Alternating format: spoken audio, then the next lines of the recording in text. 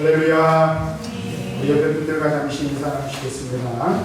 당신의 모습에서 예수님의 얼굴을 봅니다. 당신이 있어서 참 행복합니다. 참 잘하셨습니다. 할렐루야. 제가 이제 페이스북이라는 걸 하는데 제 설교하고 주일 설교하고 성가대 찬양을 이제 올립니다. 올리지 말라는 분들도 있지만 꿋꿋하게 계속 올리는데, 그래서 유튜브에 올려서 여기 홈페이지에 연동을 하고 그다음에 페이스북에 이렇게 링크를 걸어놓는데, 가끔가다 그런 분이 계세요. 한 분인데 어느 회사의 본부장님이신데 다른 교회 성가대 찬양을 하면서 다른 교회 성가대하고 많이 다르대요. 뭐가 다르냐 했더니, 보통 보면 성가대를 하면은 여자 배우들이 많고 남자 배우들이 숫자가 많이 적은데 우리는 거꾸로 했다는 이야기를 몇 번 하시더라고요. 다소도 그렇죠. 근데 저는 여러분이 어떻게 생각하는지 몰라. 우리 성가대원들이 하나님을 찬양할 때 먼저는 하나님께서 영광 받으시는 분들도 있고, 그다음에 최선을 다해서 하는 그 모습을 보면서 하나님이 이름을 높임을 받으시는 분들도 있습니다. 저는 이 뒤에서 이렇게 성가대원들이 찬양할 때마다 사실 많이 은혜가 됩니다. 여러분도 그러시죠? 대답이 시원치 않으시네요. 여러분들 그러신 줄도 믿습니다. 성가대원들이 더 사명 잘 감당하여 하나님 앞에 더 크게 영광을 돌리고 더 귀하게 쓰임받을 수 있도록 여러분들 계속해서 격려해 주시고 기도해 주시기를 주님의 이름으로 부탁을 드립니다. 그런 의미에서 성가대원들에게 격려의 박수, 하나님 앞에 영광의 박수 한번 드리겠습니다. 제가 소두를 이러한 이야기를 꺼내는 이유가 있습니다. 오늘 말씀을 통해서 우리가 함께 나눌 것은 교회란 도대체 무엇인가? 우리가 교회라는 이름을 가지고 이제 함께 모여서 하나님을 예배하고, 교회라는 이 교회라는 건물을 가지고 이 자리에 모여서 우리가 하나님께 예배드리고 영광을 돌리는데, 도대체 교회란 무엇일까 하는 생각을 함께 나눠보기를 원합니다. 사람들을 제가 여러 차례 이제 기회가 있을 때마다 말씀을 드리지만, 교회에 대한 여러 가지 몇 가지 오해들이 있죠. 그 중에 하나가 무엇입니까?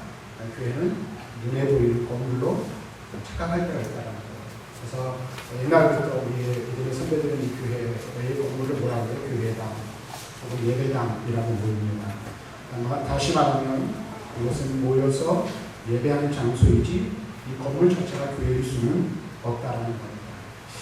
또 한 가지 교회에 대한 오해는 단순한 이 세상 사람들의 모임과 같은 모임으로 여기는 거죠.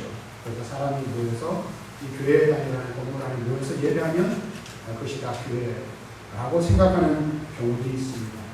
그러나 우리가 분명히 알아야 할 것은, 예배당에 모여서 우리가 예배를 하고 하나님을 찬양한다 할지라도 이 우리들 가운데 오늘 하나님이 함께 하시지 아니하시고 예수 그리스도를 구주로 모신 많은 구조로 영접한 이들이 단 한 사람도 없다면 그것은 교회일 수 없다라는 것입니다. 그래서 여러분들이 교회가 무엇인지를 다시 한번 잘 생각해 볼 필요가 있습니다.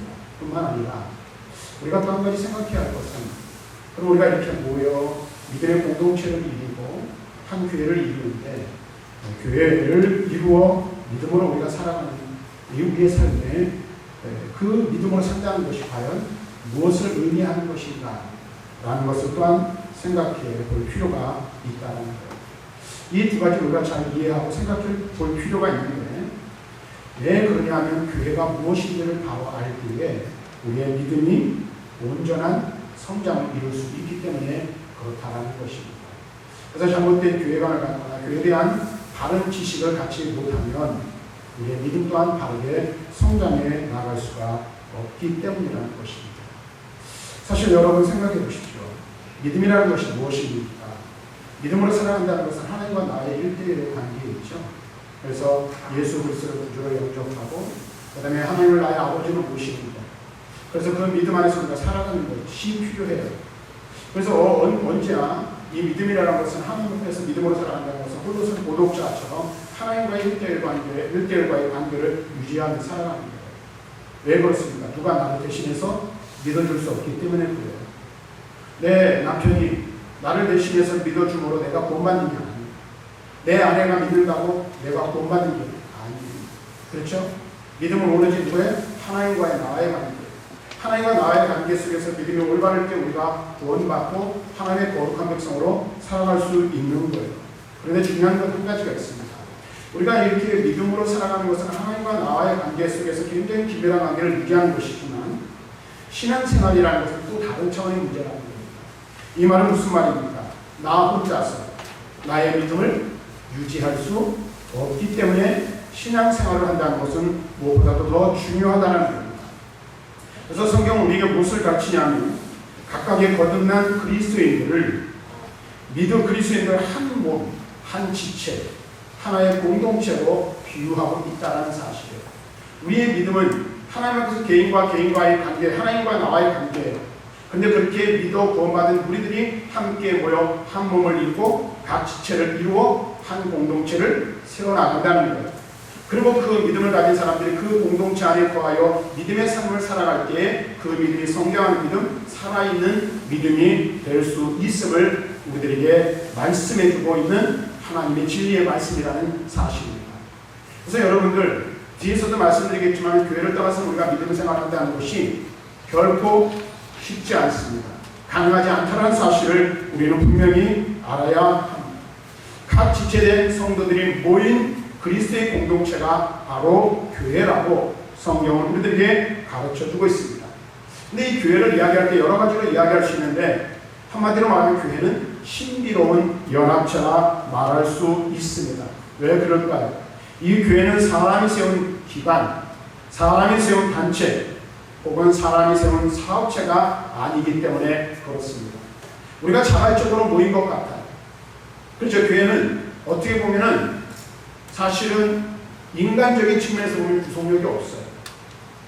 그렇죠? 오늘 여러분들에게 목사가 권면을 하고 말씀을 전해요. 그리고 교회 출석을 독려해요. 그러나 강제할 수 있는 어떤 것이 있지 않다라는 것. 여러분들이 나오지 않으면, 이 자리에 함께 나와서 함께 예배하지 않으면 그 누구도 어떻게 할 수가 없어요. 근데 여러분 제가 자발적으로 우리가 나온 것 같지만 그 안에는 무엇이 있습니까? 성령의 강력한 역사심이 함께 하는 것이라는 사실을 우리는 분명히 알아야 돼요. 내 스스로 내가 자원하여서 내 마음을 가지고 이 자리에 나온 것 같지만 성령께서 우리의 삶을 인도하시고 성령께서 우리의 걸음을 인도하셔서 우리가 이 자리에 나와 살아계신 하나님을 예배할 수 있고 또 우리가 아름다운 믿음의 공동체를 이루어 함께 예배의 삶을 살아갈 수 있게 된다는 사실입니다. 그래서 오늘 우리가 이 자리에 나오는 것이 하나님의 인도하심, 성령의 역사하심 가운데 되어진 거예요. 그래서 또한 우리가 노곡제일교회라는 한 교회 공동체를 이루는 것 또한 하나님의 역사하심 가운데 되어지는 것입니다. 그러므로 교회는 하나님의 신비라고 말할 수 있습니다. 사람이 세운 것 같지만 사람이 세운 기관이 아니라는 거예요. 우리들 스스로 모여서 우리가 한 공동체를 이룬 것 같지만 우리들이 모여서 된 것이 아니라 우리 안에 역사하시는 성령께서 우리를 이끄시고 인도하시는 그 은혜 가운데 우리가 이 자리에 나와 함께 예배하고 한 교회를 이루고 있다는 사실을 우리는 분명히 깨달아야 하는 거예요. 그래서 성경은 교회를 가리켜 이야기할 때에 교회를 이렇게 말합니다. 교회는 그리스도의 몸이라고 말합니다. 교회는 그리스도의 충만함이라고 말합니다. 뿐만 아니라 교회는 그리스도의 영광이라고 칭하고 있습니다. 뿐만 아니라 에베소서의 말씀을 우리가 볼 때에 오늘 만세전의 성부 하나님께서 교회를 특정하시고 성자 예수 그리스도께서 그의 몸을 십자가에 내어주셔서 이 교회를 세우셨으며 성령께서 그의 백성들에게 임하셔서 교회를 탄생하게 하셨음을 말씀해주고 있어요. 우리의 구원과 마찬가지 관련된 거죠. 다시 말하면 성부, 성자, 성령 삼위 하나님께서 창세 전에 여기 있는 저와 여러분들을 특정하시고 예수 그리스도의 구속사역을 통하여 우리를 구원하시며 성령께서 우리를 모으셔서 한 교회 되게 하셨음을 우리들에게 말씀해주고 있는 겁니다. 뿐만 아니라 여러분들이 또 알아야 될 게 있어요. 우리는 교회를 통해서 예수 그리스도의 생명을 얻은 자들이라는 사실입니다. 그래서 우리는 교회를 통해 그리스도의 충만함을 경험하고 그리스도의 형통함을 경험하게 되는 것입니다. 뿐만 아니라 이 교회를 통해 이 땅에 그리스도의 나라가 이루어지도록 하나님께서 역사하신다는 사실입니다. 그래서 한마디로 말하면 우리는 교회를 통해서 교회 안에서 모든 것을 이루고 모든 것을 누리게 된다는 사실을 분명하게 기억해야 하는 것입니다. 저는 제가 몇 번 말씀드렸지만 한 살 때부터 교회를 다녔어요. 이제 어머니가 제가 한 살 되던 해에 이제 예수 믿기로 작정하고 신앙생활을 시작해서 어머니 등에 업혀서 교회를 다니기 시작했습니다. 뭐 거기에 대한 정확한 기억은 아직도 저는 없어요. 모태신앙 아닌 모태신앙 같은 삶을 지금까지 살아왔습니다. 어머니 등에 업혀서 갔던 교회에서 유치부, 유초동부, 중고등부, 청년부 시절을 보냈습니다. 그리고 그러는 동안 교회 안에서 예수 그리스도를 만나 하나님의 자녀가 될 수 있었습니다. 뿐만 아니라 신앙생활을 하면서 주일학교부터 유치부부터 오늘 청년부에 이르기까지 수많은 믿음의 선배들과 영적인 지도자들을 통하여 말씀의 가르침을 받고 영적인 지도를 받았을 뿐만 아니라 믿음이 성장할 수 있는 계기를 얻을 수가 있었습니다. 더 나아가서 목사가 되어서는 수많은 선한 동역자들과 함께함으로 오늘에까지 이르게 되었습니다.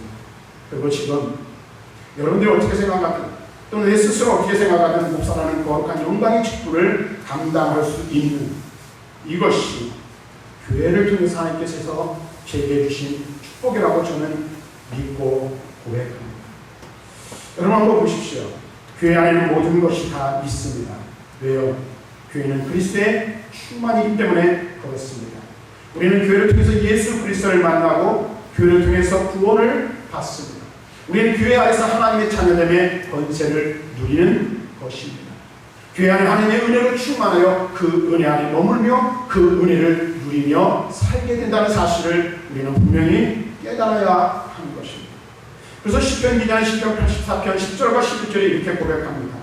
주의 궁정에서의 한 날이 다른 곳에서의 첫날보다 나은지 악인의 장막에 사는 것보다 내 하나님의 성전 문지기로 있는 것이 좋사오니 여호와 하나님은 회요 방패이시라. 여호와께서 은혜와 영화를 주시며 정직하게 행하는 자에게 좋은 것을 아끼지 아니하실 것입니다. 이렇게 고백하고 있습니다. 교회 안에 모든 것이 있기에 오늘 시편 기자도 하나님의 궁전에 머무르는 것, 거하는 것이 은혜요 축복이라고 말씀해주고 있습니다. 그래서 여러분들 이 교회는 그리스도의 충만일 뿐 아니라 교회 안에 우리의 모든 것이 담겨져 있다는 사실을 분명히 알아야 돼요. 자, 그러면 여러분 한번 생각해 보십시오. 성경이 말하는 교회는 어떤 것입니까? 성경은 이상적인 교회의 모델로 두 개의 교회를 우리에게 보여주고 있어요. 그 하나가 예루살렘 교회, 초대 예루살렘 교회이고 또 하나는 안디옥 교회를 우리에게 소개해주고 있습니다. 그래서 그 중에서 오늘은 예루살렘 교회, 우리가 잘 아는 말씀인데 사도행전 2장에 기록되어 있는 예루살렘 교회의 모습을 살펴보면서 교회가 어떤 것인지를 우리가 함께 나누고 또 우리 교회는 어떤지 또 우리 교회는 어떠한 교회가 되어야 하는지를 살펴보기를 원합니다.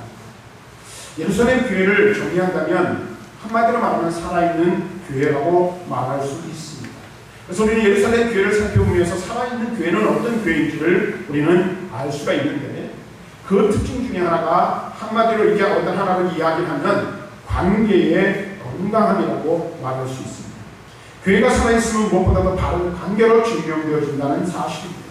그래서 사도행전 2장에 기록된 초대 예루살렘 교회를 보면서 오늘 우리 교회의 모습은 어떤지 지금 나의 교회 생활은 어떤지를 살펴보고 또 우리가 하나님 앞에 온전한 모습으로 서 있지 못한 부분들이 있다면 어떤 부분들을 어떻게 우리가 교정해 나가야 할지를 말씀을 통해서 점검받고 또 우리 자신을 살펴보는 귀한 시간이 되기를 바랍니다. 먼저 첫 번째로는 이 초대교회는 사도성이 살아있는, 다시 말하면 목회자와의 관계 속에서는 사도성이 살아있는 그런 교회였음을 알 수가 있습니다. 그래서 사도행전 2장 40절에 우리가 잘 아는 말씀인데요, 이 말씀을 이렇게 말하고 있어요. 그들이 사도들의 가르침을 받아라고 말하고 있습니다. 예루살렘 교회 성도들은 사도들과 바른 관계를 맺고 있었습니다. 그것은 그들은 사도들에게 잘 배우고 있었다는 것입니다.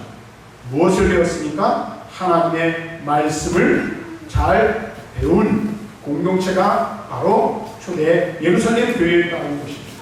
근데 여기서 우리가 중요하게 여겨야 될 것이 있어요. 누군가에게 무엇을 배우려면 전제가 필요하다는 거예요. 어떤 전제가 필요합니까? 먼저 겸손히 배우는 자세가 필요합니다. 그리고 겸손히 배울 수 있어야 하고, 또한 그 가르치는 자의 권위를 인정할 수 있어야 한다는 거예요. 그러니까 내가 겸손해지지 않으면 배울 수 없는 거예요. 또 가르치는 자의 그 권위를 인정하지 않으면 배울 수가 없는 거예요. 이게 전제되는 거죠. 여러분들 마찬가지예요. 교회 안에서 목사와 성도들과의 관계도 마찬가지예요. 목사는 하나님의 말씀에 전념해야 하고, 살아있는 하나님의 말씀을 전하는 일에 최선을 다해야 합니다. 그런데 여러분 보세요. 여러분들이 말씀을 배우고 말씀을 오늘 가르침을 받을 때에 하나님의 말씀을 하나님의 말씀으로 받아들이는 겸손한 마음이 없다면 강단에서 선포하는 그 말씀이 참 하나님의 말씀으로 여러분들에게 새겨질 수 없는 거죠.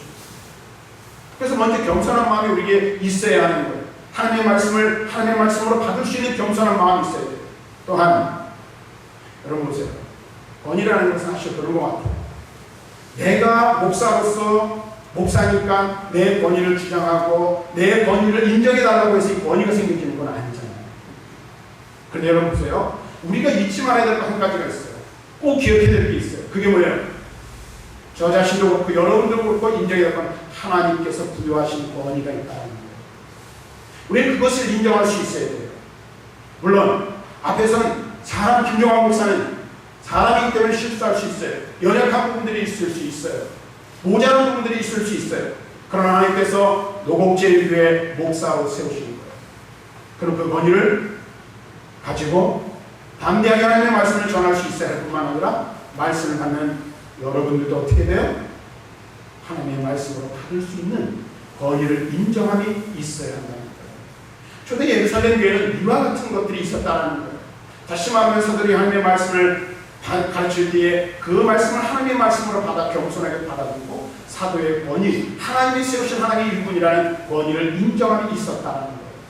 이것이 전제되지 아니하고는 살아있는 교회가 될 수 없다는 사실이죠. 물론 그렇다고 해서 목사가 목사의 권위를 남발하거나 오용해서는 아니 되지.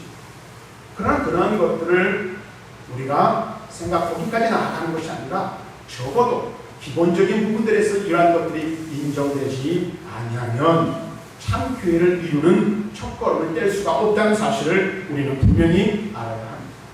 그러면 두 번째가 이 초대 예루살렘 교회의 특징은 관대함의 관계에 있음을 우리가 볼 수가 있어요. 사도행전 2장 44절과 45절 말씀에 보면 이렇게 말합니다.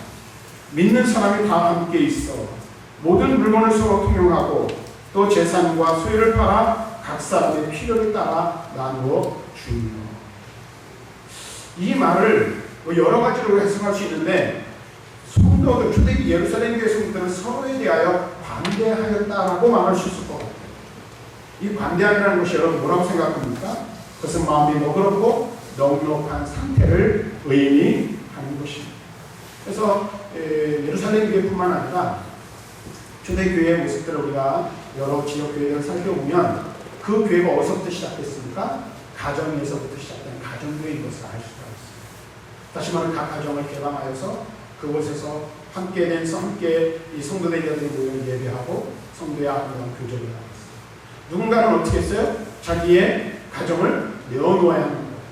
또 그것뿐만 아니라 오늘 여기 말씀 보니까 그들은 자신의 가정들을 개방하여 오늘 그곳에서 예배하고 교제했을 뿐만 아니라 넉넉한 이들이 부족한 이들을 돌보는 일들을 했음을 보여주고 있어요.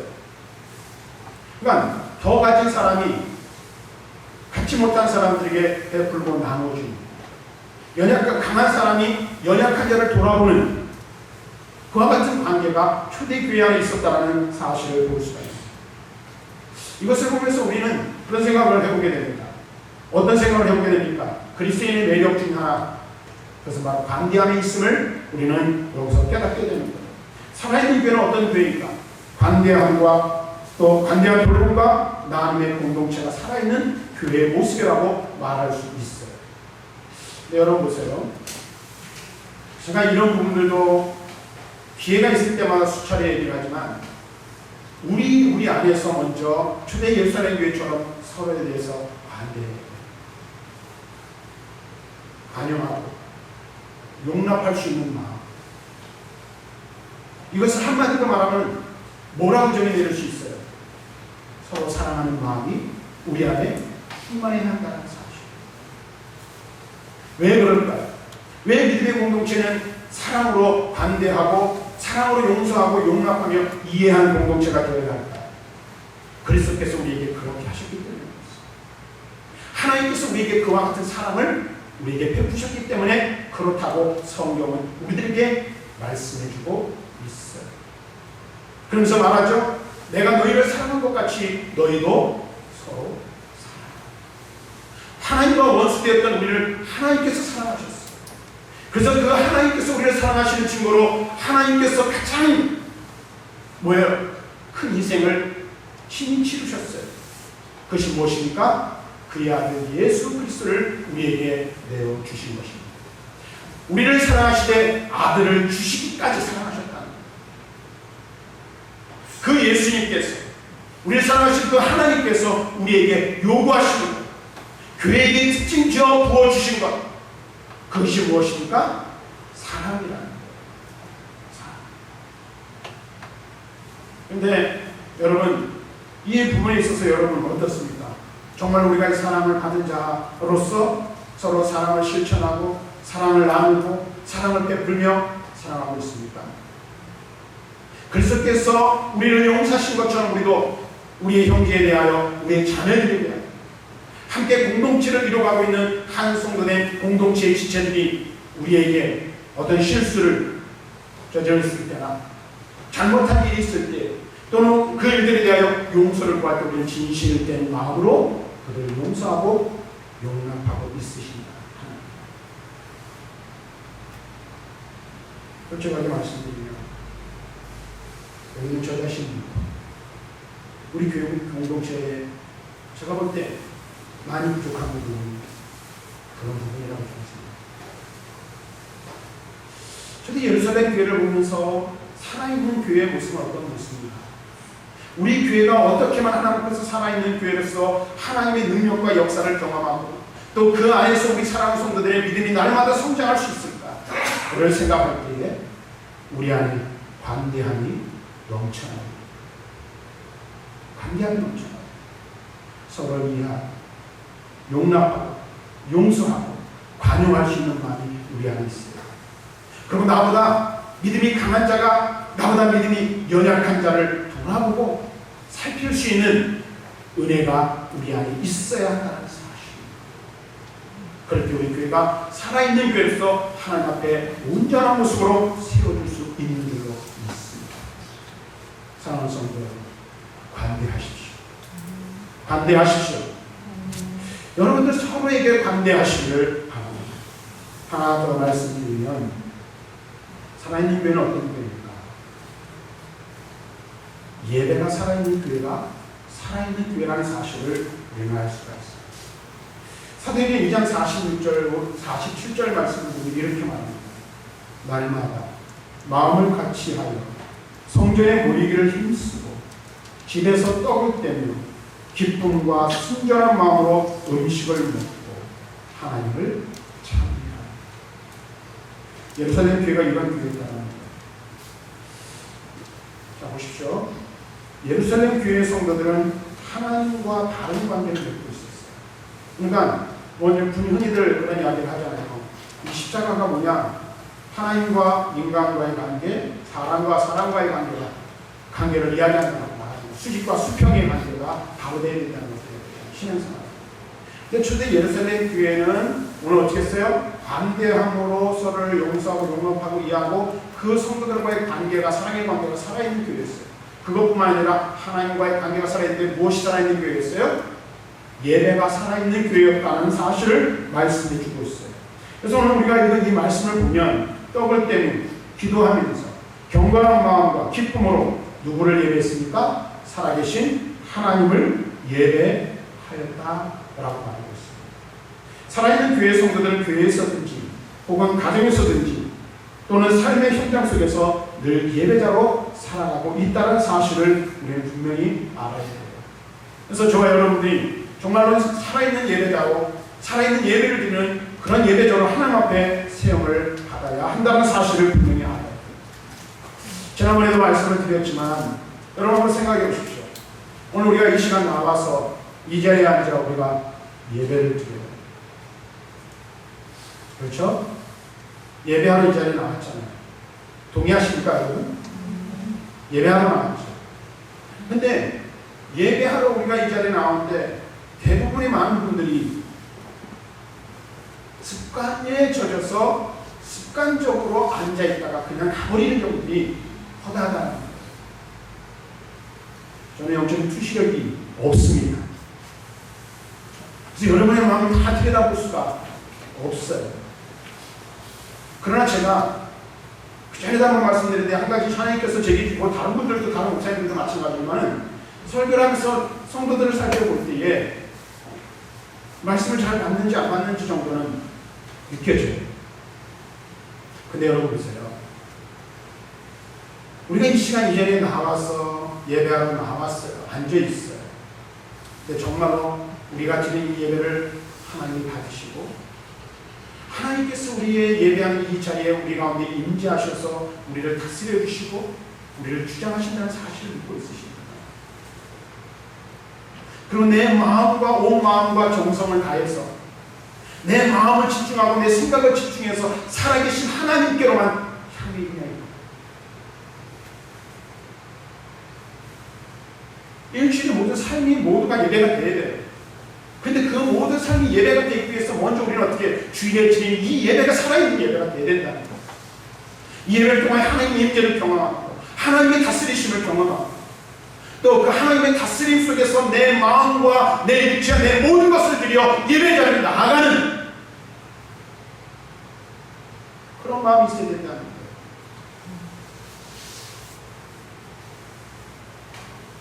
근데 오랜만에 제가 이런 말씀을 드립니다. 예배하는데 다른 생각 속에 빠져있는 분들도 있고 주무시는 분도 계시고 우리가 눈으로 볼 수는 없지만 마음에 여러 가지 많은 복잡한 생각들 여러 가지 우리 안에 있는 어떤 문제들 때문에 예배에 집중하지 못하는 그리고 자기 생각에 사로잡혀가지고 하나님 앞에 온전히 서지 못하는 그런 분들도 없잖아. 있을 거라고 생각을 해요. 적어도 우리가 예배의 성공자가 되고 하나님 앞에서 살아있는 예배자가 되기 위해서 우리에게 필요한 것이 있다면 그것은 무엇이라고 생각합니다.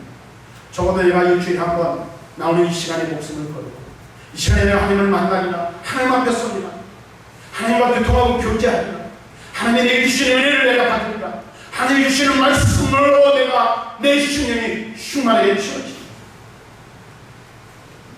간절히 사모하고 바라는 마음의 자리에 앉아있어야 되지 않겠습니까? 그럴 때 우리가 그것을 힘입고 그 하나님의 은혜와 능력을 힘입고 한 주간 동안 우리가 예배하는 예배자로서 승리하는 삶을 살 수 있지 않겠습니까? 그런데 우리는 어느 순간 이 예배가 습관이 되다 보니까 예배에 소홀해지고 예배를 귀하게 여기지 못하고 이 예배를 통해 온전히 하나님 앞에 나아가지 못하는 그런 우리의 연약한 모습들을 발견하게 되는 겁니다. 사랑하는 성도들, 우리 모두 예배의 성공자가 되어야 합니다. 예배가 살아있어야 합니다. 다른 사람들을 신경 쓰고 다른 것을 우리가 이야기하고 다른 것을 말하기 전에 나 한 사람이 하나님 앞에서 거룩한 예배자, 살아있는 예배자로 하나님 앞에서 서서 나아가고 있는지를 살펴보아야 할 것입니다. 그런데 예루살렘 교회는 예배가 살아있는 교회였다라고 우리들에게 말씀을 드렸습니다. 하나님은 저와 여러분, 우리 교회 공동체가 살아있는 예배 공동체가 되기를 주님의 이름으로 간절히 사모하고 여러분들의 부탁을 드립니다.